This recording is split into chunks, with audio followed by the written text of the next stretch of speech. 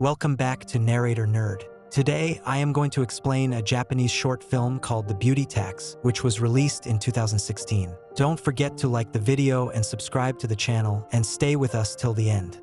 The movie starts in an office in Japan, where the manager always yells at everyone for not being good enough at their jobs. But when it comes to a beautiful woman named Aiko, he is extra nice. When Aiko makes a mistake, he never scolds her because Aiko is very beautiful. He lets her off the hook and even apologizes for being rude. But Aiko's co-workers find it very unfair. They are not very fond of her because no matter how hard they work, the manager only praises Aiko. It's not just at work. Everywhere Aiko goes, people give her special treatment. One day at lunch, the restaurant gives Aiko a free dessert while everyone else pays full price. Later, when they are heading home, a salesman gives Aiko 2 free product samples while others get only 1 packet per 2 people. For Aiko, this is just a normal day because she is used to getting special treatments everywhere because of her looks.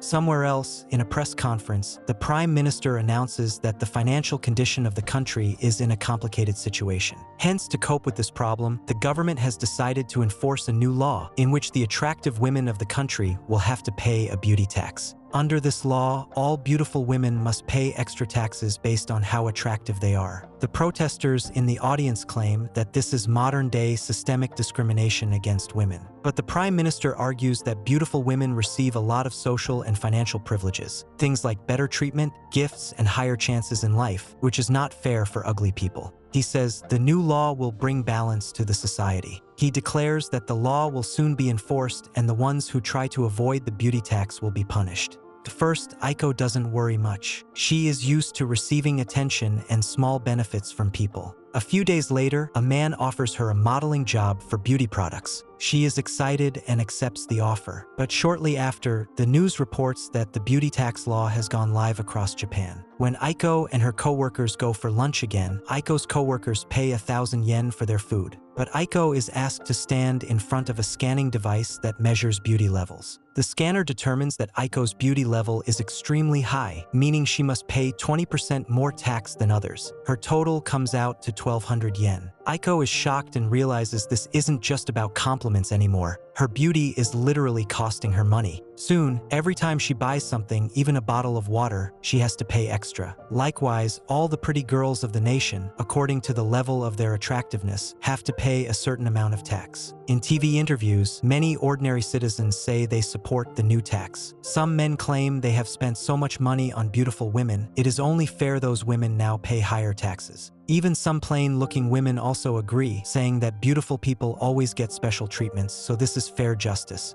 Over time, public opinion shifts. Most of the people of the country start supporting the beauty tax. The next day, Aiko receives her paycheck and excitedly opens it, but she is shocked to find out that it is much lower than her actual salary. Her manager explains that beauty tax now applies to salaries too, meaning her company automatically deducts 20% of her salary. To make her feel better, he offers to treat her with meals whenever he can. Feeling frustrated, Aiko and the other beautiful women of the city hold up signs and protest at the tax enforcement office. But the officer tells her it is useless. The law is permanent and can't be reversed. Aiko retaliates that this is the worst form of discrimination. But the man reminds her that she has benefited from her looks all her life, from school to her job, so this is only fair. When Aiko thinks about it, she slowly begins to realize that she has had pretty privilege all her life. She remembers when she was little, she broke a flower pot once. The adults used to get mad at the children for doing the same thing, but their reaction was different for her. In college, her friends didn't let her pay for meals anytime they went out just because of her beauty. And even now at work, her boss pardons all her mistakes, but he gets annoyed when others do the same.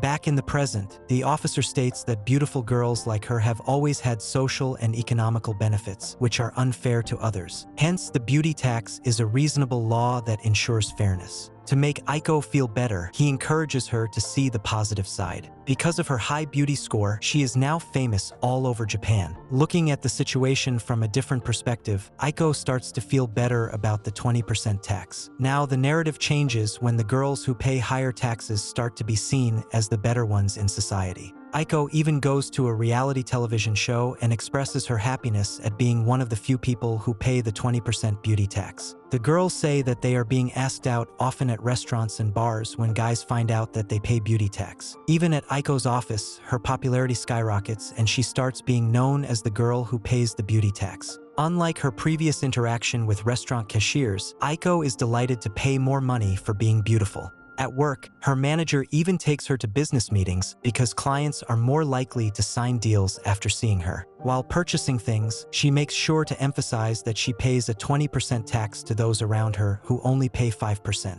When Aiko receives her paycheck, instead of getting mad, she is flattered and considers it the fate of a beautiful woman. But soon, a new coworker named Taijima appears, a woman even more beautiful than Aiko. Her beauty tax is 25%, making her the new most beautiful woman. Everyone starts praising Taijima, and Aiko feels jealous and insecure. Determined to outshine her rival, Aiko starts to exercise day and night in hopes of losing weight. She also goes to spas daily and receives several expensive facial treatments. After a lot of hard work, she goes to a restaurant and scans herself to find out that she now has to pay 30% tax. Aiko jumps in happiness to have finally gotten prettier than Taijima, making her number one again. But when she looks at her bank balance, her happiness vanishes to see only 2 yen left in her account. To make things worse, she hears about Taijima's plastic surgery. At first, she thinks Taijima might have gotten plastic surgery to be prettier, but is shocked when she gets a look at her face. Taijima had surgery to become less attractive. She looks completely different than she used to. It turns out that her fiancé left her because she was too expensive to take care of. As Aiko thinks that her day couldn't get worse, Aiko's company fires her, explaining that having beautiful employees costs the company too much because of the tax. Across Japan, beauty products stop selling and being beautiful becomes a disadvantage. The people who were proud to pay more because of their beauty start making themselves uglier to keep their jobs. Even men begin avoiding beautiful women because dating them is too expensive. One night, while drinking alone in a bar, Aiko meets a man named Nomura. He tells her there is a way to escape the beauty tax. But before she can continue the conversation, Aiko gets a call from their family lawyer. It turns out that her dead mother has left her with a lot of wealth that she inherited from her uncle. However, the beauty tax also applies to inheritances. Since Aiko's mother was also very beautiful, the beauty tax will also apply to the inheritance money. But now the inheritance amounts to -1 million yen, meaning that if Aiko wants to claim the inheritance, she will have to pay the government 1 million yen. At night, Aiko goes to the bar again and meets the same guy. Aiko and Nomura get closer while talking. He suggests she make herself look ugly to avoid taxes and even hands her fake thick eyebrows. At first, Aiko hesitates because intentional deception could lead to jail, but Nomura convinces her that many women are already doing it. The next day, Aiko draws thick lashes and freckles all over her face. She also hides her beautiful hair with a short wig and adds a huge mole to her nose. When she goes to the tax office, her new look fools the scanner. It classifies her as ugly. Finally, she is free from the beauty tax. Feeling relieved, she calls Nomura to tell him the good news. He also congratulates her and invites her to meet his parents. Happy and grateful, Aiko dresses up nicely again to meet him. But before she can leave, 2 policemen arrive and arrest her for trying to be ugly to avoid paying taxes. They also inform her that Nomura is a notorious marriage swindler who covets the inheritance of beautiful women. It turns out that he was never interested in her beauty and was only trying to get her inheritance. Aiko is then sentenced to 2 years in prison. She is now depressed and alone, as her life has taken a turn for the worse. Her only friend in the prison is her cellmate, who is also in for trying to be ugly and avoiding taxes. As they talk, Aiko wishes that she was born ugly. If only her nose was 1 centimeter shorter, her life might have turned out differently. But her cellmate advises her to never turn away from reality. She tells her, "We're not in trouble because we are beautiful, but because we lost touch with reality. We chased fake perfection instead of real happiness." Aiko reflects deeply and realizes she is right. She decides that once she is released, she will focus on making her heart beautiful instead of her face. After 2 years, Aiko is finally let out of prison. Now she lives a simple life. One day, she sees a little girl crying after dropping her ice cream. Aiko buys her a new one and even pays the beauty tax for it. But this time, the shopkeeper returns her extra money and says, "You are not pretty enough for beauty tax." Moreover, some kids from behind her call her ugly. Hearing this, the beautification of heart leaves Aiko's mind. She gets very offended, claiming that she is still very beautiful. But it turns out that in the last 2 years, the standard of beauty has changed completely. Since men favored ugly women because of the beauty tax, they became more popular and are now considered more beautiful than traditionally beautiful women. Amazed at the new world, Aiko hands the kid her ice cream, but she refuses to accept it because of Aiko's ugliness. And that's how the story ends, with a lesson that real beauty lies not in our face, but in our heart.